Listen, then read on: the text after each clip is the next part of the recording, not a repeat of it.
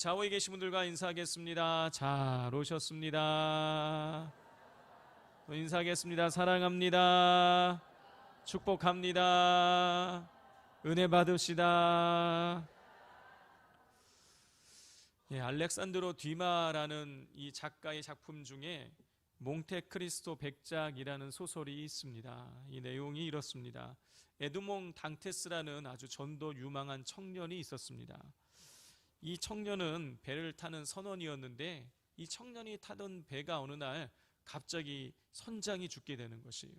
그래서 이 청년은 이른 나이에 1등 선원이 되어져서 그 배를 이끄는 그런 리더가 되었습니다. 그리고 아주 아리따운 여인과도 결혼을 했어요. 남부러울 곳이 없었고 그의 인생은 탄탄대로처럼 보였습니다.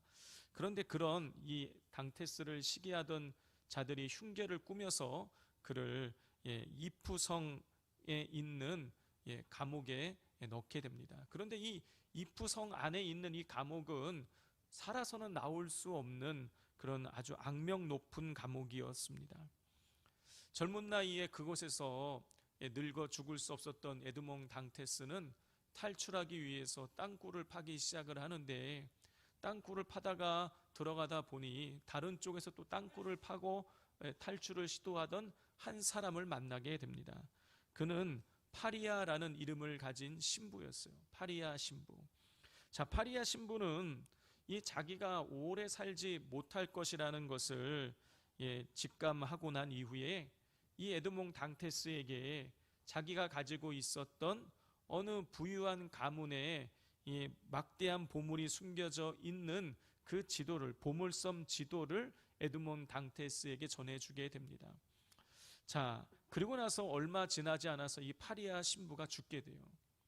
이 에드몽 당테스는 이 파리아 신부의 이 시신을 숨겨놓고 자기가 이 파리아 신부가 담겨져야 될 그 자루에 대신 들어갔습니다. 그러자 이 교도관들은 그것이 파리아 신부의 시체인 줄 알고 그것을 들어서 바다에 던져버렸습니다. 그리고 그는 미리 준비한 칼로 그 자루를 찢고 헤엄쳐서 바다 위로 올라오게 되는데 마침 그 곁을 지나던 밀수선 선원들에 의해서 목숨을 구하게 되었습니다. 그는 탈출하고 난 이후에 이 신부가 전해준 보물섬 지도를 가지고 그 섬을 찾아가서 아주 막대한 양의 보물을 발견을 하고 아주 큰 부자가 됩니다.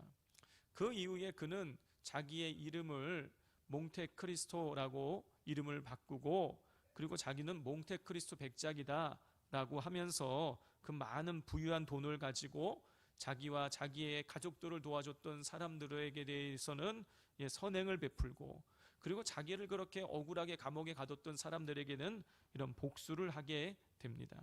성도 여러분, 에드몽 당테스가 갇혀있는 이프성의 감옥은 절대로 살아서 나올 수 없는 죽음의 감옥이었어요. 그런데 죽은 사람과 자리를 바꿔치기 했을 때 이 당테스는 죽지 않고 죽음의 감옥을 무사히 빠져나올 수 있게 되었습니다.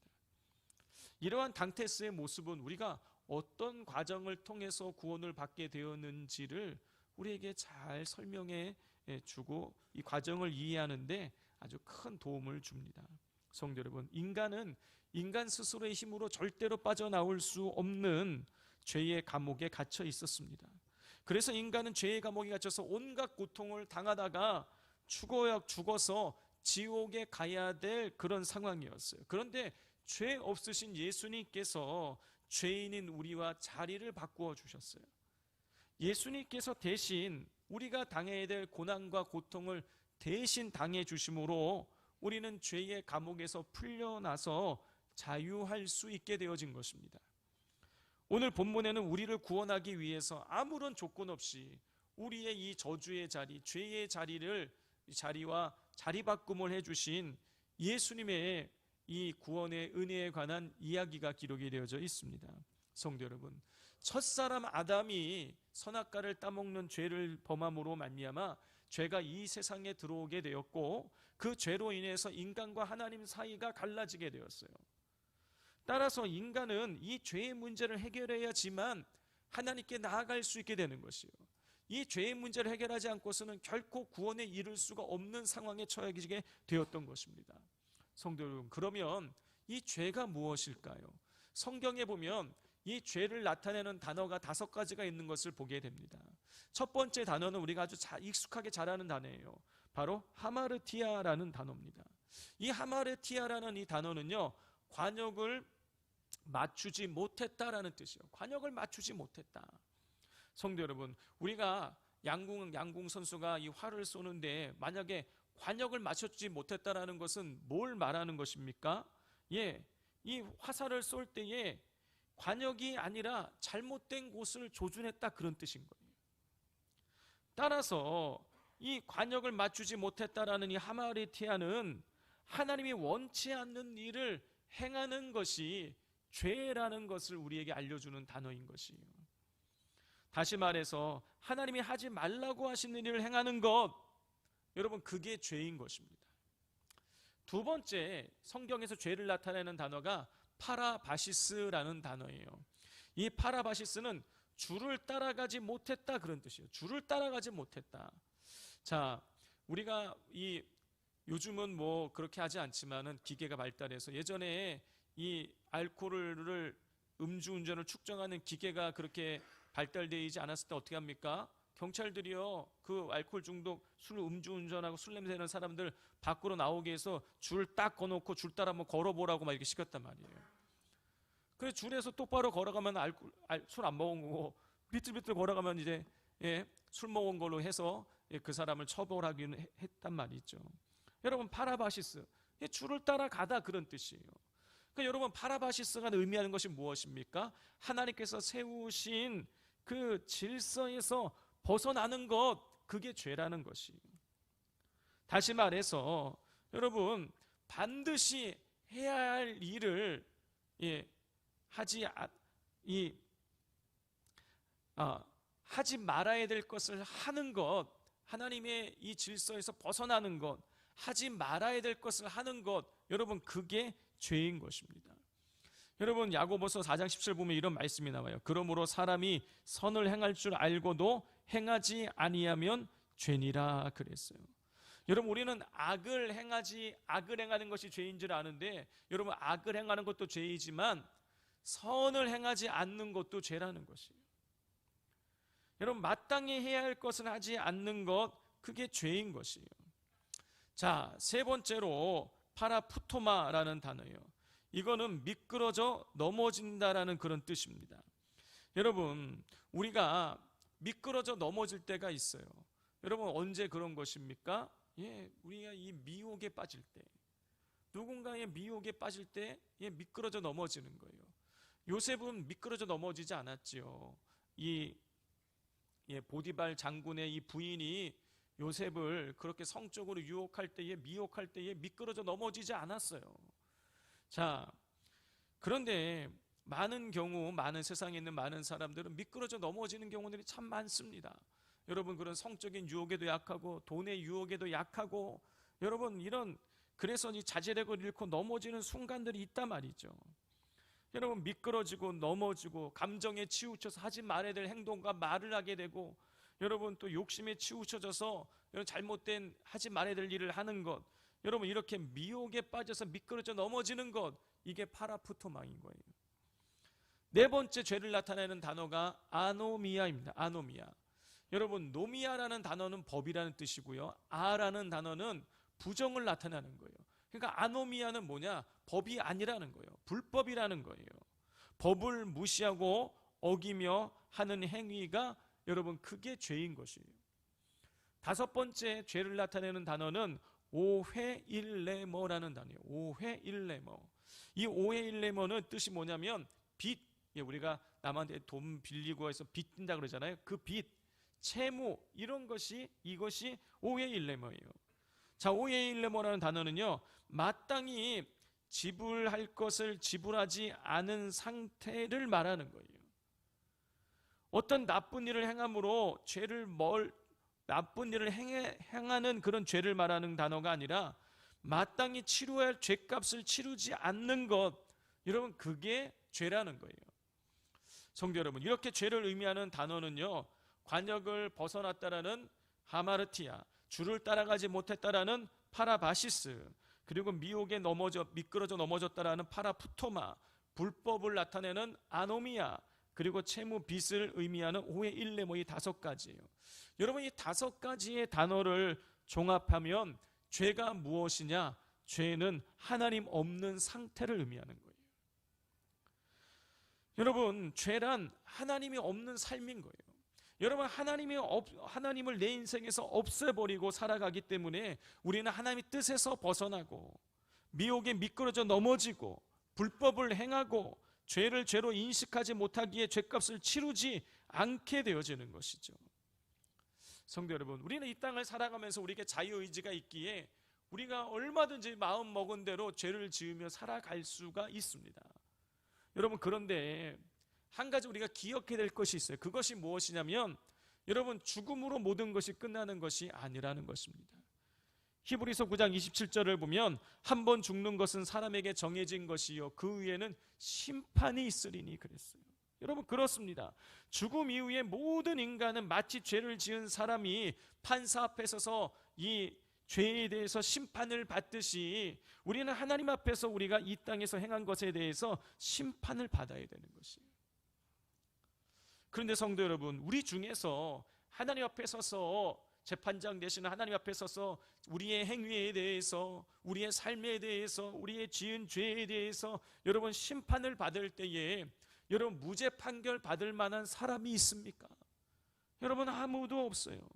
사도 바울은 로마서 3장 23절에서 모든 사람이 죄를 범하였다고 선언을 하고 있어요. 여러분, 우리 모두는 죄인입니다. 죄로 인해서 심판받아야 죽어야 되는 존재인 것이에요. 어느 누구도 죄로 인해서 죄로부터 자유할 수 있는 사람이 아무도 없어요. 바울은 이런 우리의 상태를 이렇게 표현을 하고 있습니다. 우리 10절 말씀을 같이 한번 읽어보겠습니다. 시작. 무릇 율법 행위에 속한 자들은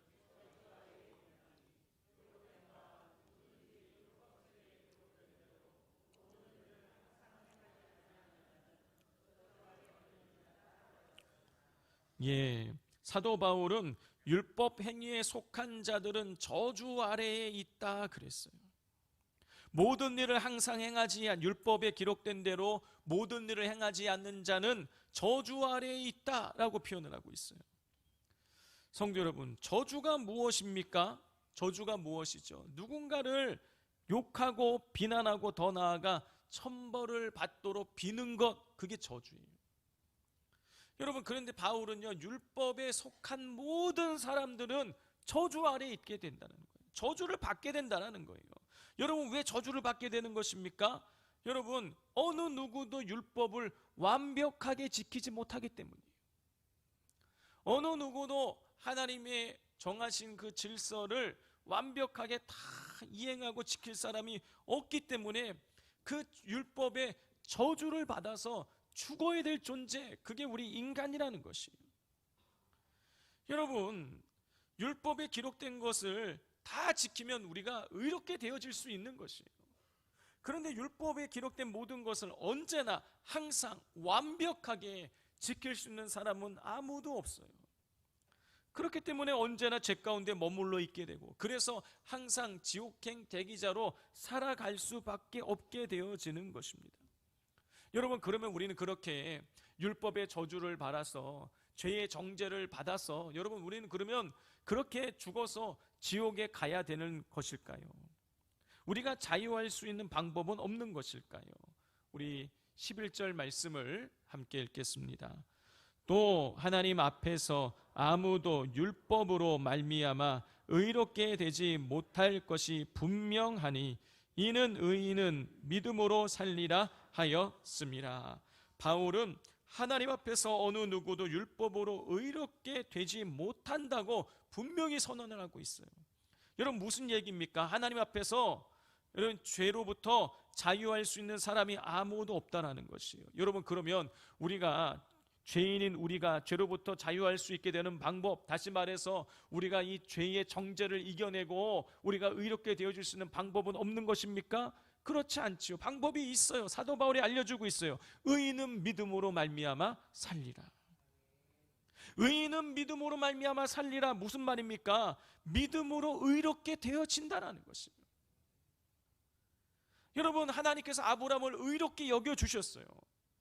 아브라함이 하나님 앞에 의롭게 여겨지게 된 이유는요, 아브라함이 무슨 완벽하게 모든 율법을 다 지키고 선을 행했기 때문이 아니에요. 그가 하나님을 믿었기 때문이에요.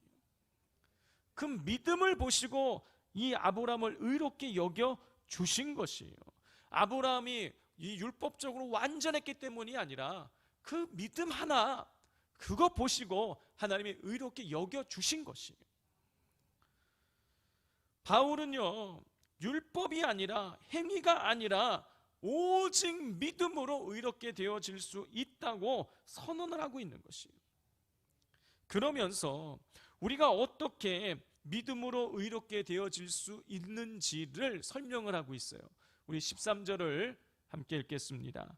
그리스도께서 우리를 위하여 저주를 받은 바 되사 율법의 저주에서 우리를 속량하셨으니 기록된 바 나무에 달린 자마다 저주 아래에 있는 자라 하였습니다. 바울은 예수님께서 죄로 인해 저주 아래에 놓여 있던 우리 대신에 저주를 받으심으로 말미암아 우리를 율법의 저주에서 속량하셨다라고 가르치고 있습니다. 여러분, 이 속량했다라는 말은 무슨 뜻이냐면 대가를 지불해서 타인의 지배에서 소유권을 되찾아오는 것, 몸값을 치르고 되찾아오는 것, 이게 속량인 것이에요.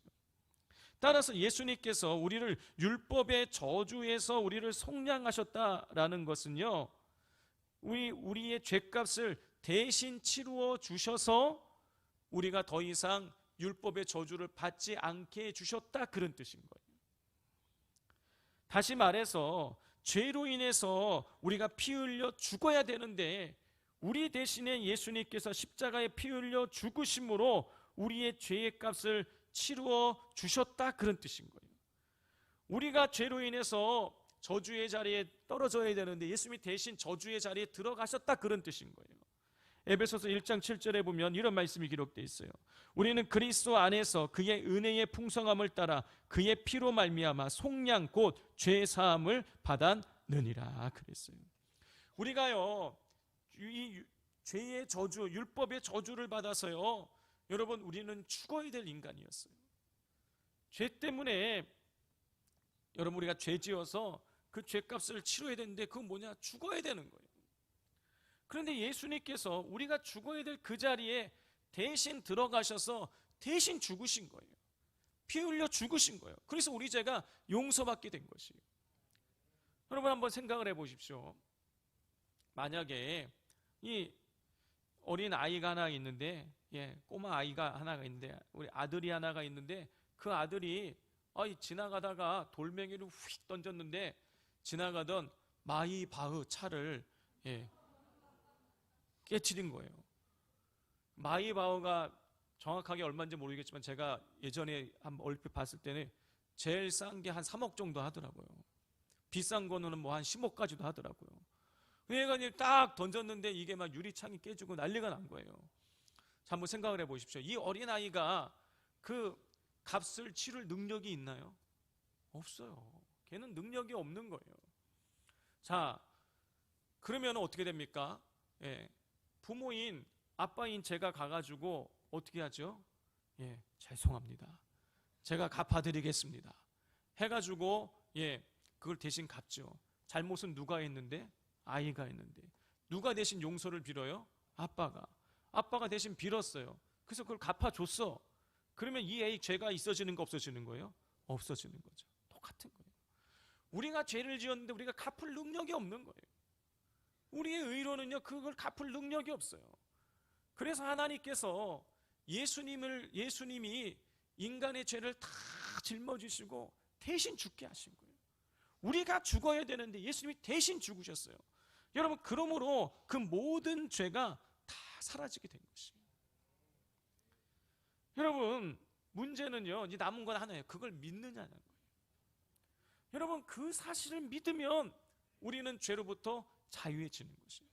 제가 아무리 이 아이의 그래서 제가 전 재산을 털어가지고 그 마이바흐 그 차값을 다 치러줬지만 이 아이가 생각하는 거죠. 아빠가 돈이 어디 있어? 아빠가 나 치킨도 제대로 사주지 못하는데 아빠가 그걸 어떻게 갚아줘? 하면서 그 사실을 안 믿어. 안 믿으면 어떻게 되는 걸까? 얘는요, 그 집 앞을 지나갈 때마다 어떻게 됩니까? 죄에 짓눌리는 것이죠.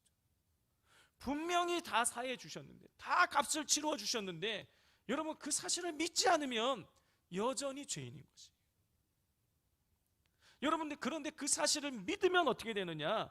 놀라운 변화가 생기게 되어지는 것입니다. 첫 번째로 여러분, 죄의 저주에서 우리가 풀려나게 되는 것입니다. 다시 말해서 죄의 감옥에서 우리가 풀려나게 되는 것입니다. 성도 여러분, 누가 감옥에서 풀려나는 것입니까? 감옥에 갇혔다가 누가 풀려나는 것이에요? 죄값을 다 치른 사람이 풀려나는 것이에요. 그런데 예수님께서 우리 죄를 다 치러주셨으니까 여러분, 우리는요, 죄의 정죄로부터 해방될 수 있는 것이에요. 로마서 8장 1절 2절입니다. 그러므로 이제 그리스도 예수 안에 있는 자에게는 결코 정죄함이 없나니 이는 그리스도 예수 안에 있는 생명의 성령의 법이 죄와 사망의 법에서 너를 해방하여 씀이라 그랬어요. 예수 그리스도 안에는 결코 정죄함이 없다. 예수님께서 생명의 성령의 법으로 우리를 해방시켜 주셨기 때문인 것이에요. 예수님을 믿으면, 십자가의 은혜를 믿으면 여러분, 우리는 죄의 저주에서 풀려나서 자유케 되어지는 것이에요. 또 예수님의 그 속량, 죄값을 치러주신 것을 우리가 믿으면 여러분, 우리의 소속이 바뀌어지는 것이에요. 예수님께서 값을 치루어 주시고 우리를 속량하시기 전에는 우리는 죄의 저주하에 놓여 있었습니다. 그런데 예수님께서 값을 치루어 주심으로 우리는 하나님께 속한 자유자가 되었던 것이. 성도 여러분, 내가 돈을 주고 무언가를 사면 여러분, 그 물건은 누구에게 속해지는 게 되는 것입니까? 내 것이 되는 것이에요. 제가 여기 있는 거울을 제가 돈 주고 사갖고 오면 이 거울 누구 거예요? 내 거예요. 하나님께서요, 예수님께서요, 우리의 값을 지불해 주셨어요. 그럼 우리는 누구 것입니까? 하나님 거죠. 예수님께서 우리를 위하여 값을 치루어 주심으로 우리는 하나님의 소유가 되었어요. 소속이 바뀌게 되어졌어요. 사도 바울은 이런 사실을 고린도전서 7장 22절 23절에서 이렇게 설명을 하고 있습니다. 너희는 값으로 사신 것이니 사람들의 종이 되지 말라. 형제들아, 너희는 각각 부르심을 받은 그대로 하나님과 함께 거하라 그랬어요. 바울은 고린도 교회 성도들에게 너희는 하나님의 값으로 사신 존재다 라는 사실을 먼저 이야기한 다음에 먼저 이야기해요. 여러분, 값으로 샀다는 이야기가 무슨 뜻입니까? 속량했다, 그런 뜻인 거예요. 바울은 속량받은 고린도 교회 성도들에게 더 이상 사람의 종이 되지 말고 하나님의 부르심 받은 대로 하나님과 함께 거하라 그랬어요. 무슨 얘기입니까? 속량받은 사람들은 하나님과 함께 거하라. 무슨 얘기야? 하나님께 소속되어 있다는 사실을 잊지 말라, 그런 뜻입니다. 하나님 거라는 것을 잊지 말라는 거예요. 성도 여러분, 하나님께서 우리가 있어야 할 저주의 자리에 예수님을 대신 있게 하심으로 말미암아 여러분, 우리는 죄로부터 자유할 수 있게 되고 영원한 생명을 얻게 되고 죄의 노예에서 해방되어져서 하나님의 소유가 되었어요. 여러분, 중요한 것은 생각해 봐야 되는 거예요. 왜 하나님이 그런 은혜를 베푸셨냐는 거예요. 왜 하나님이 당신의 아들 예수 그리스도를 이 죄의 저주를 받아서 죽게 하시고 우리를 살게 하셨냐? 이 속량의 은혜, 십자가의 은혜를 왜 우리에게 허락하셨냐라는 것입니다. 여러분, 그 이유가 무엇일까요?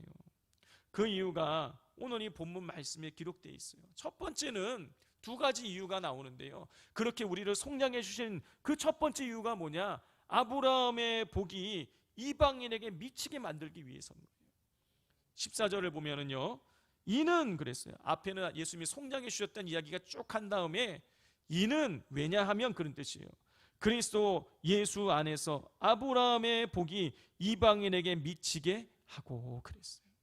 하나님께서 속량의 은혜를 베푸셔서 예수님께서 십자가에 달려 죽으심으로 우리의 죄값을 치러주신 그 이유가 무엇이냐? 아브라함의 복이 이방인에게 미치게 만들기 위해서라는 거예요. 여러분, 그러면 아브라함의 복이 무엇인 것입니까? 아브라함의 복은요, 믿음으로 의롭게 되어지는 것이에요. 앞서 말씀드렸잖아요. 아브라함이 의롭다고 칭함을 받은 이유는 뭐냐? 그가 선한 일을 아주 많이 했기 때문이 아니에요. 율법을 100% 완벽하게 지켰기 때문이 아니에요. 부족한 것이 많지만, 죄인이지만 하나님 믿는 그 믿음 하나 보시고 의롭다고 여겨주신 것이에요. 이게 아브라함의 복이에요. 하나님께서는 이 아브라함의 복이 이방인에게 미치기를 원하시는 것이에요. 여러분, 하나님께서는요, 단 한 사람도 빼놓지 않고 모든 사람이 구원에 이르기를 원하십니다. 요한복음 3장 16절에 하나님이 세상을 이처럼 사랑하사 독생자를 주셨으니 이는 그를 믿는 자마다 멸망하지 않고 영생을 얻게 하려 하심이라 그랬어요. 하나님은요, 세상이 예수 그리스도를 믿음으로 멸망하지 않고 영생을 얻기를 원하시는 것이에요. 그러므로 먼저 속량의 은혜, 구원의 은혜, 십자가의 은혜를 경험한 우리는 예수 그리스도를 믿음으로 의롭게 되어진다라는 이 생명의 복음을 예수님 알지 못하는 자들에게 증거하는 삶을 살아갈 수 있어야 하겠습니다. 마지막으로 예수님께서 우리에게 속량의 은혜를 베풀어 주신 그 이유는 우리에게 성령을 주시기 위해서요. 자, 14절을 다 같이 한번 읽어보겠습니다. 시작. 이는 그리스도 예수 안에서 아브라함의 복이 이방인에게 미치게 하고 또 우리로 하여금 믿음으로 말미암아 성령의 약속을 받게 하려 함이라. 예수님의 성령의 약속은 오순절 성령 강림 사건을 통해서 성취가 되었어요. 성도 여러분, 예수님을 믿는 우리는 이미 성령을 선물로 받았습니다. 성령이 아니고서는 예수를 주라 신할 수 없기 때문인 것이에요. 따라서 예수님께서 우리를 속량하신 이유가 성령의 약속을 받게 하기 위함이라는 말씀은 예수님께서 성령의 충만함을 받기를 원하신다, 그런 뜻인 거예요. 여러분, 성령 충만이 무엇입니까? 성령 충만은 성령의 다스림을 받는 것이에요. 여러분, 성령의 다스림을 받게 되면 변화가 나타나는데 뭐냐면 죄를 이길 수 있게 되는 것이에요. 여러분, 성령은 우리를 도와주시는 분이세요. 우리 연약함을 도와주시는 분이세요. 우리의 이 죄악된 성정을 가지고는 죄를 이길 수가 없어요. 그렇지만 성령의 다스림을 받게 되면 여러분, 우리가 죄에 끌려다니지 않고 우리가 죄를 이기고 죄로부터 자유할 수 있게 되어지는 것이에요. 그렇기 때문에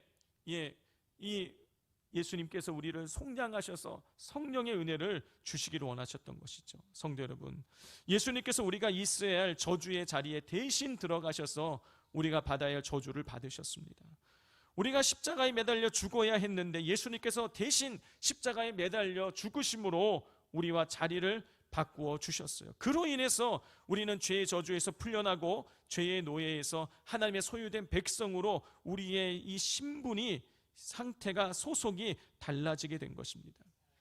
중요한 것은 이 모든 것이 아무런 대가 없이 이루어졌다는 것이에요. 그걸 말해서 뭐라고 말하는 것입니까? 그게 은혜인 거예요. 십자가의 은혜가 우리에게 베풀어졌어요. 이게 복음인 것입니다. 이 십자가의 속량의 은혜를 잊지 마시고 복음의 진리를, 아브라함의 복을 선포하시면서 성령의 다스림 속에서 죄와 싸워 이기시는 우리 산돌교회 성도님들 되실 수 있기를 바랍니다.